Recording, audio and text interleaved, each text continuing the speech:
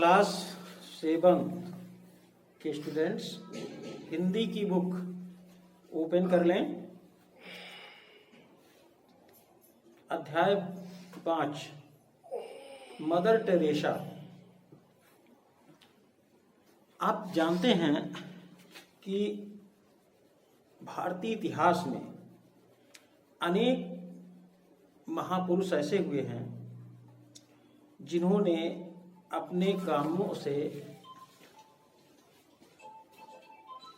अपना नाम इतिहास के पन्नों में स्वर्ण अक्षरों से लिखवा लिया है। ऐसे ही कुछ महिलाएं हैं जिन्होंने अपने अद्भुत और अतुलनीय कार्यों से भारतीय इतिहास में एक अपना मुकाम हासिल किया है। ऐसे ही एक शख्सियत हैं मदर टेरेसा, जिन्होंने अपना पूरा जीवन दीन दुखियों की सेवा में समर्पित कर दिया। कहा जाता है कि मदर टेरेसा समस्त मानव जाति के लिए एक गॉडफादर रही। उनके हृदय में दीन दुखियों के लिए इतनी करुणा थी और उनके हाथों में सेवा करने के लिए एक दैवी प्रेरणा थी। अब मदर टेरेसा, ये नाम आप सभी लोगों ने सुना है, तो आइए इनके जीवन की कुछ प्रेरणादायक बातें हम इस पाठ के माध्यम से जानते हैं। सादगी, करुणा, प्रेम, सेवा भाव, ये सारी विशेषताएं हैं मदर टेरेसा, इनको मदर इंडिया कहा जाता है। इनके अंदर सादगी भी थी, करुणा भी थी और लोगों के प्रति प्रेम और सेवा भाव भी था। मदर टेरेसा का जन्म 27 अगस्त 1910, ये डेट आप याद रखिएगा, ईस्वी को अल्बानिया के एक छोटे से नगर स्कोपजी में हुआ था। यानी ये अपने देश की नहीं थी, अल्बानिया की रहने वाली थी और इनका वास्तविक नाम था एग्नेस गोनक्सा बोजा कसियो। उनके पिता किराने की एक दुकान चलाते थे।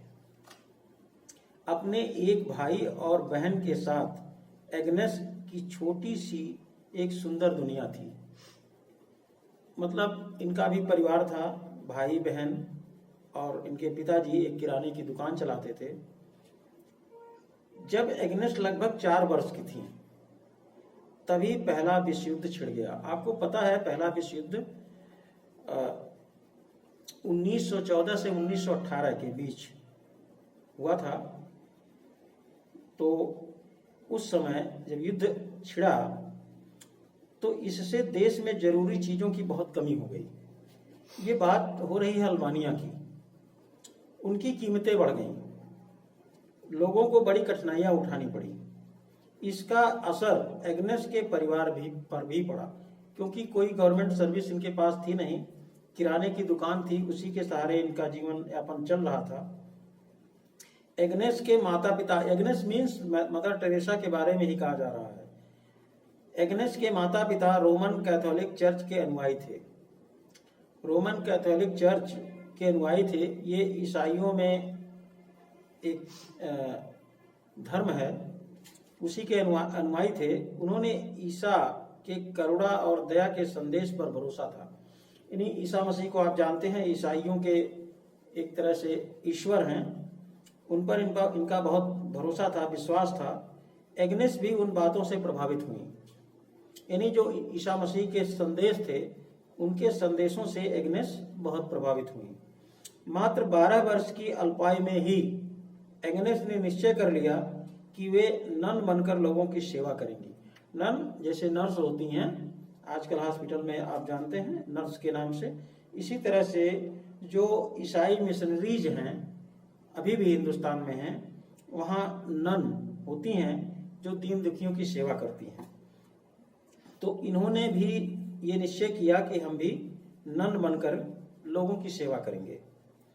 1925 ईस्वी में अल्बानिया के ईसाई मिशनरियों का एक दल सेवा कार्य के लिए भारत आया था।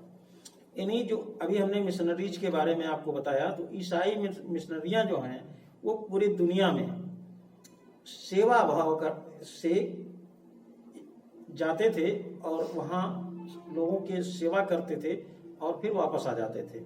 तो इसी तरह से अल्बानिया के एक ईसाई मिशनरीज के एक दल ने सेवा कार्य के लिए भारत आए।